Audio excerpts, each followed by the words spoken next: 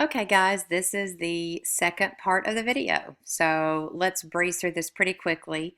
I got to the part where it was cash paid out, so you guys need to just make sure that all your expenses are included in there. Anything from accounting and legal to car delivery and travel, especially for you guys who have a delivery business.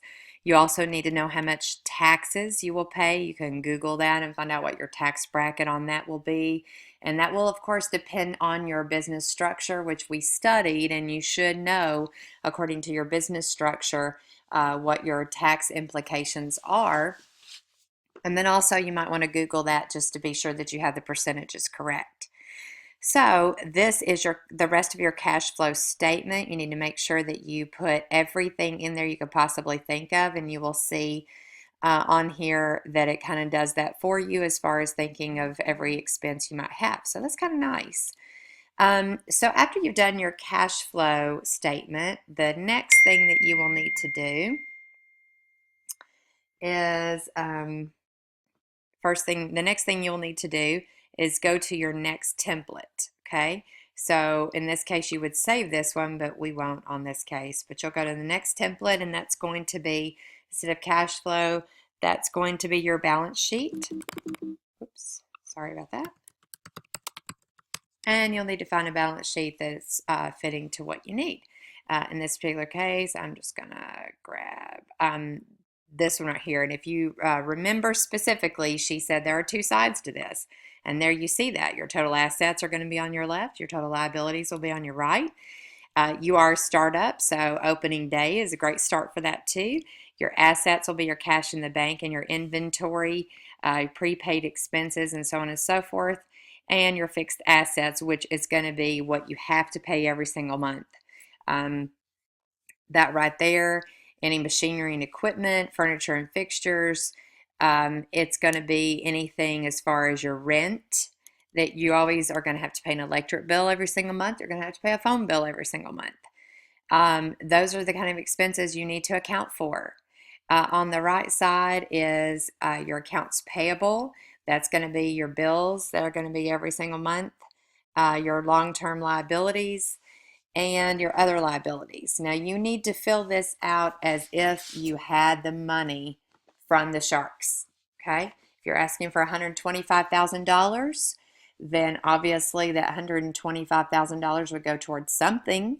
That may be rent. It may be a freezer for your food items. It may be your materials that you have for your plushies, and so on and so forth. So you obviously have those to account for too, and you need to make sure that you have all of those expenses in there too. To be very accurate, you're going to need to do quite a bit of internet research to find out exactly how much that's going to cost you. You're going to need to find out how much stuffing is. You're going to need to find out how much fabric is. You're going to need to find out how much it's going to cost for you to keep your domain name every single year. And when that comes due, you're going to need to find out how much your cell phone bill will be every single month. You will need to find out how much your rent will be every single month, and so on and so forth. So that actually will be your balance sheet. Your final one that you're going to have is going to be your income statement. So you're going to go back into templates again, and you're going to put in income statement.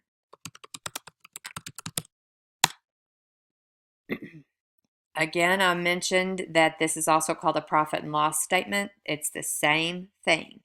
So let's just select this one in particular. This one is going to be a profit and loss projection, which again is the same. And you're going to see your 12-month is listed, and your revenue. You would need to put in specific areas what your revenue would be, what your expected revenue is going to be, and your cost of sales, your expenses, and so on and so forth. And again, once you put in these blanks, you're going to see that